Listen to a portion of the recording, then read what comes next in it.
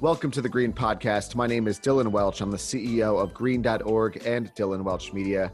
Our goal with this podcast is to bring you the biggest names and leaders in renewable energy, clean technology, and sustainability so that you can stay up to date with the latest trends and everything that is happening in this world. Not only that, you'll get some action items for your life so that you can apply some amazing things and make your world a better place as well. Let's get the show started. Welcome back to another episode of Climb by VSC. I'm your host, Maggie Philbin, and today we will be speaking with Dylan Welch, the CEO of green.org. We'll be learning a lot about how he used his media and business experience to create new opportunities in the renewable energy, sustainability, and clean tech space.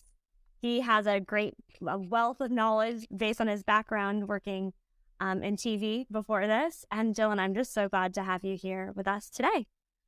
Yeah, Maggie, thanks so much for having me. I just love people who are using media and PR and marketing and, social media to educate people about sustainability and the climate and finance and all that good stuff. So I'm excited to chat with you today.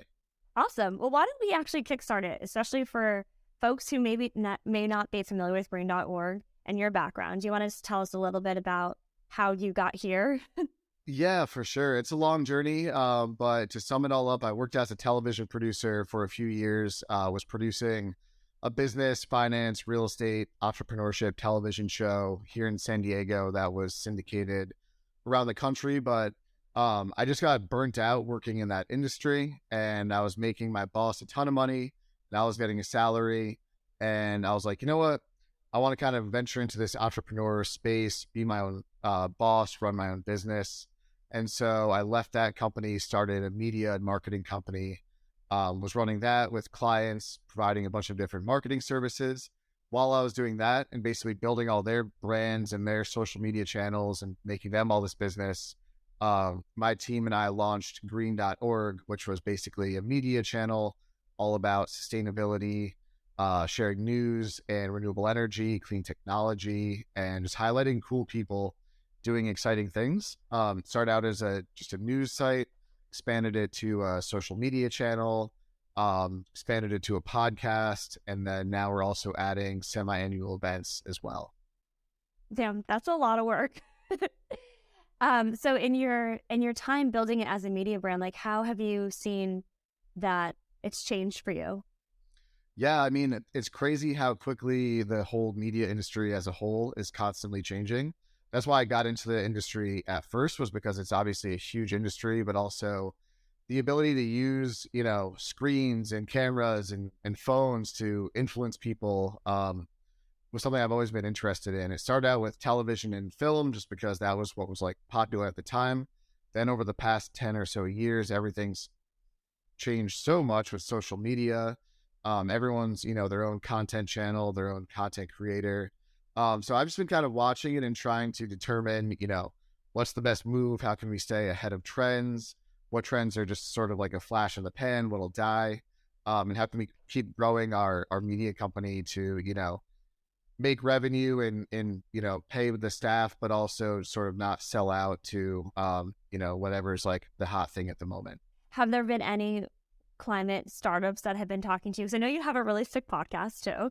And so I'm sure founders or other interesting folks are always flying across your desk as people that you'd want to speak and meet with. So is there anyone that comes to mind that you're really... Yeah, I mean, there's so many cool companies out there. That's what is really exciting about green.org, because on a day-to-day basis, we write like news articles and profile and highlight people and companies that are doing cool things. So it's really cool to see just sort of the different phases of companies that are out there. There's like, companies that are about to go public that have amazing electric vehicle technology. Then there's guys or women who are just like one-off teams who are starting to raise funds for this like crazy idea.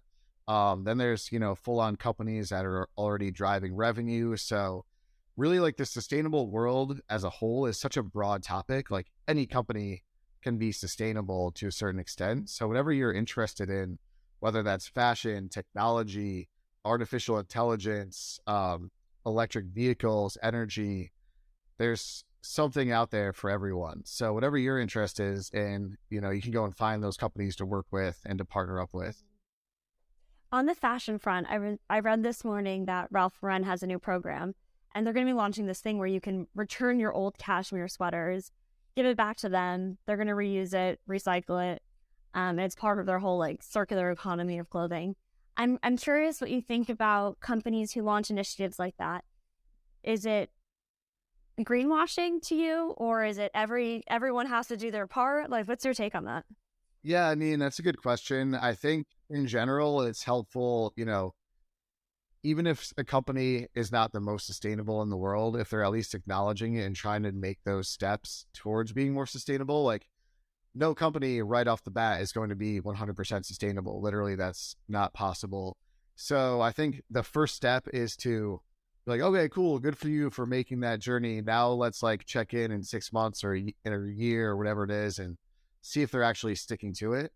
There's definitely a huge, kind of greenwashing going on where every company is working on that, but also at the same time, it's better that they're making at least some sort of initiative than being like, nah, screw it. We'll just be extremely wasteful and like not worry about this. So there's like both sides, but I applaud any company that's at least trying to make, that happen in one way or another for their company.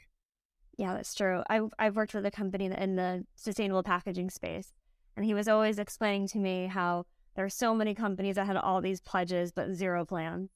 Is there a particular area of climate technology that you all and you and your team are really focused on reporting on right now that, when you're in the newsroom, you're deciding on your stories, like, oh, we must take on something like this?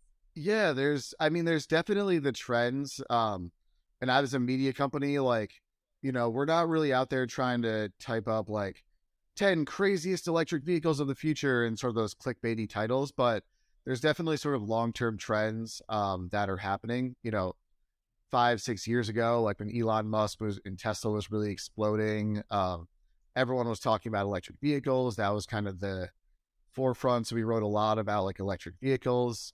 Then we've shifted over time. We did a lot about fashion just because the fashion industry is extremely, extremely wasteful, but there's also some really good companies that are sort of like trying to be more sustainable. Shout out to Adore Me, a huge sponsor of the Green Summit. And then now we're focusing a lot on kind of what you guys are doing, like more of the investment and financial side of green technology, just because, every business, every entrepreneur needs to, one, like raise money for their, not everyone needs to raise money, but like, it's good just to know the knowledge of how to raise money. It's good just to know how to invest in other clean technology companies. So we've been doing a lot of talking to a lot of different financial experts in the green tech space and just kind of getting their thoughts, feedback, and how we can apply their knowledge to the average person's everyday life. Have there been any interesting things that come to mind that you'd want to share with our listeners? I mean, it's just crazy, like the amount of money that's out there. Green.org is a relatively small company. So when we're all of a sudden talking to a venture capitalist firm that has $100 million in the bank that they're looking to invest in, clean tech or renewable energy, it's kind of like, all right, this is pretty cool. This is exciting. Like there's some people with deep pockets who want to invest in things that, can potentially change our future for the better. So that's what I like to see is like those big, crazy numbers that are almost like unfathomable. And then, they're using that money to invest in different companies. So that's what always gets me pretty excited. And that's why I like talking to venture capitalists and people in the financial, tech industry, because they've got some money to invest and there's companies out there that really need it. So it's cool when they can kind of come together. Are you making personal investments of your own? Not quite yet, but that is actually sort of the next step for what we want to do at green.org and myself. Yeah, I love that. Good for you. Did you imagine that this is how your life would transpire? Like, did you grow up one day? Like, how did you think about your kid?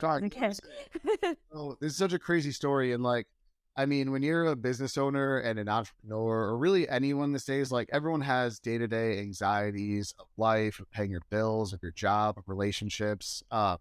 So sometimes you have to like take a step back and look at everything big picture. I remember when I was working as a television producer, I would carpool with my neighbor because we both worked very close to each other. And we'd always like bounce business ideas off each other or talk about like our goals or what's happening. And like, I remember being like so burnt out. I was working every single day, like 6 a.m. to 9 p.m. It's a grueling job. Yeah. And I was just like, man, I'm so burnt out. Like, all I want to do, I remember saying this, like looking out the window, like all I want to do is run my own media company about sustainability. And then like fast forward, it kind of happened, which is pretty cool. So like, I try to remember that and think about it now whenever there's, stressful things happening or, whatever like day-to-day stuff is going on. So it's kind of about like, again, keeping that big picture of seeing yourself and where you want to go in the next 5 years, 10 years, and then just kind of mapping out that game plan to make it happen. And that's what I'm doing every single day. It's like, okay, where do I want to be in the next 5 years? And how can I use what I'm doing now to then make that happen? So it's cool to like look back and see it. Have there been any lessons learned like when you were making that leap?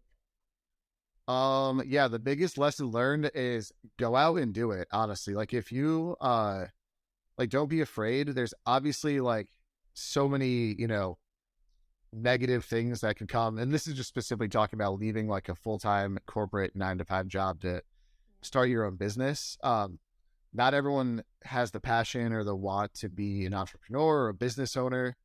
But if that is like deep down inside you and you feel it, go out and make it happen. It's challenging. It's hard, but both the financial side of it can be extremely rewarding. You can take control of your life. You can set your own hours. And now's the best time to do it. And basically history, it's the easiest way to start your own business. You can start a business, with the start of an Instagram page and a couple posts on LinkedIn and Facebook if you have a product or a service. And then you just continue to grow from there. It's not easy, but if that's what you want to do, like just create a plan day by day and go out and just make a little bit happen every single day. Yeah. And Green.org has transpired a lot because you've launched the podcast and now you have the summits that you're putting on. And I know COVID was a little tough because all your summits were virtual, but now they're coming back in real life. Can you share a little bit about how that's going? Yeah, I mean, Green.org, it's been a crazy journey. Like we've had 1,000, ideas that never worked out and 10,000 ideas that like kind of worked out. But in general, we have this game plan to keep growing it. And as like the revenue grows and the team grows, we can kind of reinvest into more things we want to do. So it really just started out as basically a news site blog, essentially. Like I don't like to call it like a blog because I feel like that like devalues it a little bit. But it just started out as a website where I would write articles and I would interview people. And then we slowly grew it. We added social media channels. We added our podcast. And then just kind of talking to like a business mentor of mine, he was like, dude, we put together a virtual summit and it was amazing for our business. Like you should do that too. So that kind of like clicked. We made that happen. And then we've had a few years of like virtual events during COVID. Then we just had our first in-person Green Summit in San Diego back in September. And it was so fun, just so inspirational. And so now we're excited to expand that into our London event, our New York City event, and our next San Diego event in 2023. Are there any speakers that are going to be at those events that you're really looking forward to? Yeah, I mean, what's so fun, like this is one thing I love about putting the events together is basically each event has about 15 speakers. They all have about 10 to 15 minutes to go up on stage and give kind of like a TED Talk style presentation. So I love sort of putting together like this all-star lineup of speakers, and I like to mix it up with men, women, different generations, Gen Zs, millennials, boomers, different industries, and kind of putting together just this like crazy lineup, almost like a music festival. Like you kind of have to feel out like the crowd, and you're like, all right, I know this person might be a little bit of like not like boring, but like, yeah, you need like the opener, you like someone to really hype the crowd up. Yeah, exactly. We got to hype it up like a really high energy speaker after this, which was really fun. And so, yeah, basically, now with 3 events in 3 new cities, we have 45 speaking spots. So we're just actually starting to announce our different speakers for the different events basically today. But we do have Hap Klopp, who's the founder of North Face, confirmed as our keynote speaker for all of the events. And he's close like colleague, friend of mine. He's spoken at the last Green Summit. He's been on the podcast. So awesome to have sort of like that person who literally, he's in his probably 70s by now. So someone who like really was on the forefront of starting sustainable businesses, building like a really, high profile brand, multi-billion-dollar business, and then to kind of like retire after, 25, 30 years. And then now he's just like this awesome dude who's speaking and hanging out and giving advice. Really excited to have him at the events and share his knowledge. Yeah, I thought I had listened to the episode when you had him on, and I loved the part where he was explaining how when they were getting off the ground, they literally went door to door up the West Coast and sold 12 sleeping tents when they were first launching North Face. I mean, it's so crazy, like thinking back, now you see North Face every single day. Anywhere you go, you see a North Face jacket or a hat or gloves or a tent, whatever it is. But thinking back on, in the 60s when they first started their company, they were just selling, door to door. So I think, from a business standpoint, getting that first sale, that first client is always kind of the hardest, and it gives you that little confidence. So then it's just like, cool, got that. Now think long term.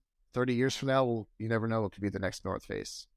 Yeah, and an interesting part about their strategy too was having the physical magazine or the catalog where they would sell out of, which I feel like in some ways has made it a bit of a comeback too. I'm sure maybe it's not as sustainable as the paper that brands are sending us, but I mean, we do see a lot of brands now delivering catalogs to your home, whether furniture or clothing. And it's kind of nice, I feel, to break up because everything really is so online. And it's nice to just get a little reprieve of a gift in the mail. I know. I mean, that's what's crazy is, again, kind of going back to like watching those trends of marketing and media change and shift and going with it. Like, you think back even 10 or so years ago, everyone got newspapers delivered every single day to their front door, which is like crazy to think about. You'd subscribe to a magazine and it would come like once a month. Now it's just like instant, constant, second by second news every single day. And I do think people tend to like, those physical things that you can hold and touch. And I think it's almost like people are sick of being bombarded constantly nonstop with like promotion, advertisement every single second. So when you can sort of like put down your screen and almost like go back to that old school, kind of have that, what's it called? Like the sort of brings back like old memories, I think. Yeah. Yeah, it's true. I mean, Instagram is just so flooded with brands at this point, and you hardly see friends as much as you would hope to have. Yeah, it's unfortunate. Yeah. It kind of sucks because I hate being on social media, and I just think it's really bad in general for like your mental health for like the average person. But then as the owner of a media company, it's like, well, unfortunately, that's kind of where our audience is. And we have to be there. So it's a very double-edged sword. What I do is I just hire people to manage it all for me. And I try to only get on there if I like absolutely have to. But I do find myself obviously, scrolling through different things. And yeah, I think like, especially Instagram too, they've really kind of like gone downhill. Now like you look on your feed and it's like 2 posts of like your friend or someone you follow and then an advertisement. And like, you just kind of, you're like, damn, what am I doing with my life if all I'm just seeing is in advertisements never ending? But that's just, how it is these days. Yeah, it's so true. I want to go back a little bit to the conversation that you had with the CEO of North Face, or the founder. I thought it was really interesting in the podcast that you had with him because he was talking about you giving space to your employees to find something in the company that they're really proud of. And there was a situation where he had some people that were like on the manufacturing line, and they were also really interested in photography. So he's like, okay, great, go to these far-flung places.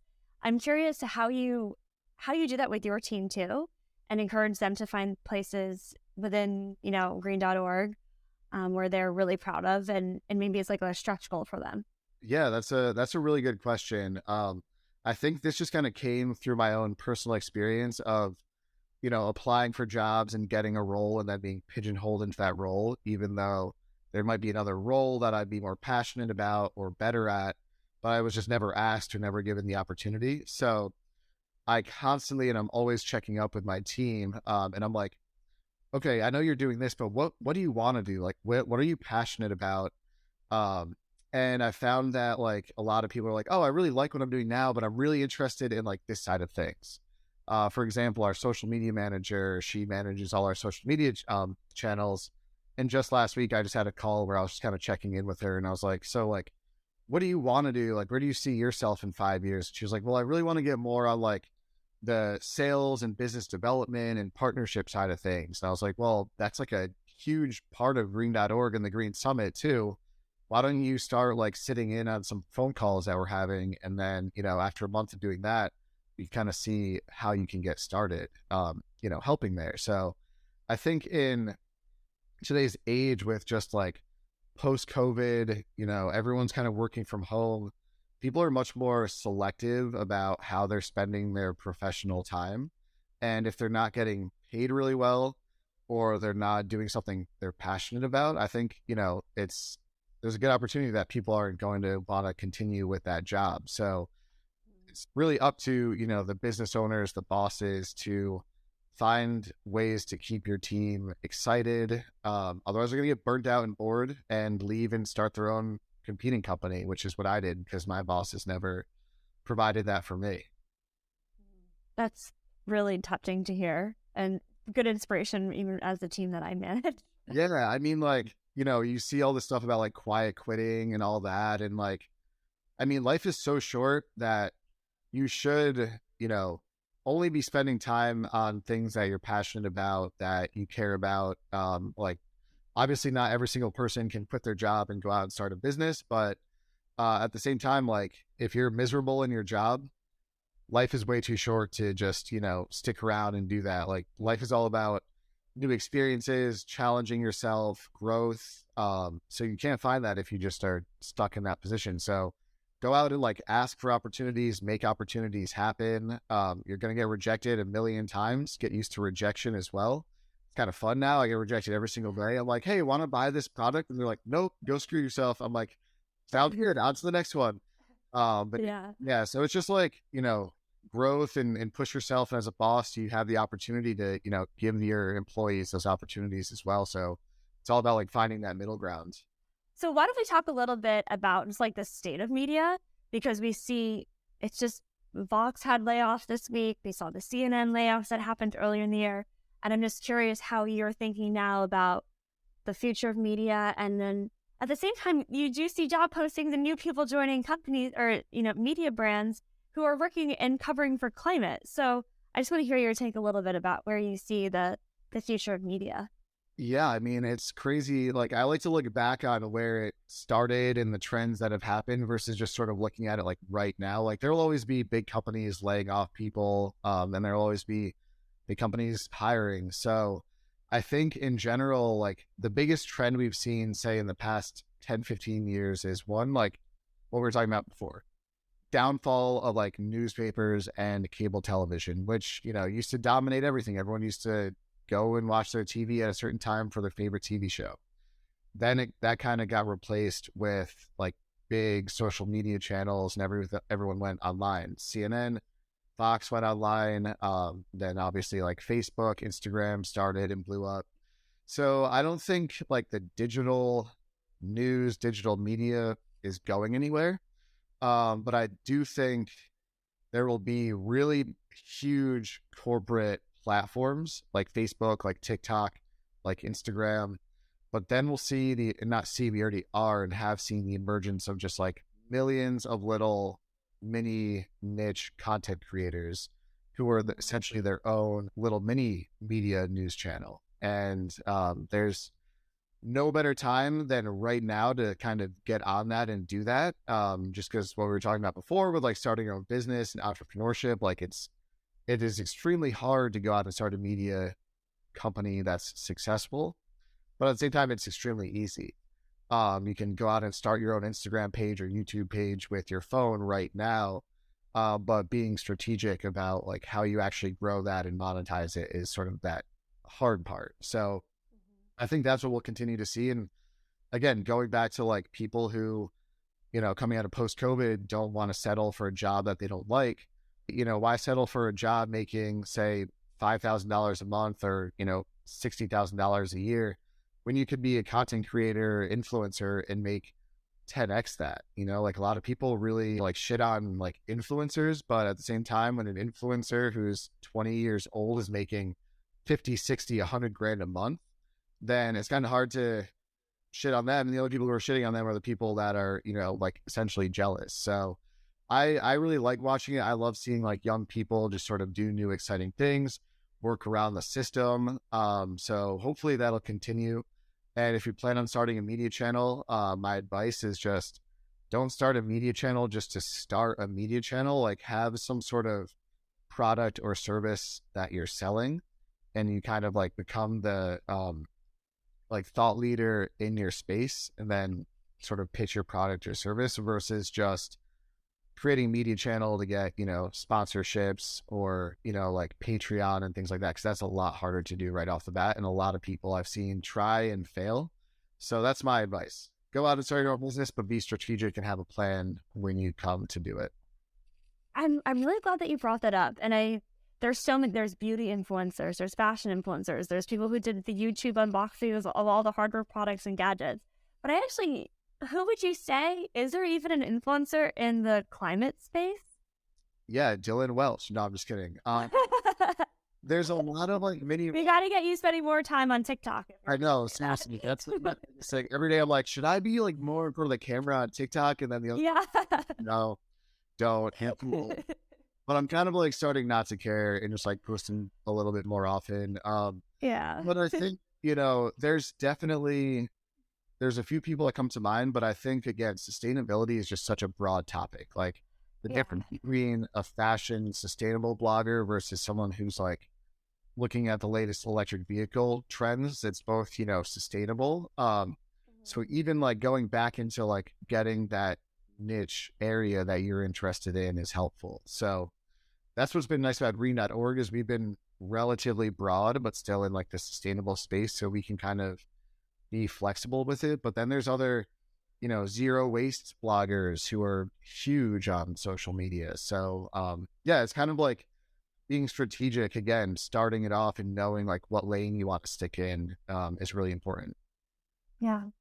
Well, I've really loved our conversation today. I think we've spanned so much between everything from North Face to understanding what's happening in media to spending our time on TikTok or not spending it. Are there any final thoughts that you want to leave with us and our listeners? Yes. Now all the same questions, but for you, I want to hear all of your thoughts and feedback. Where do you see the media industry going in 5-10 years? I think it comes down to citizen journalism, to be honest. I think it's really going to be people like you or me who are delivering the content.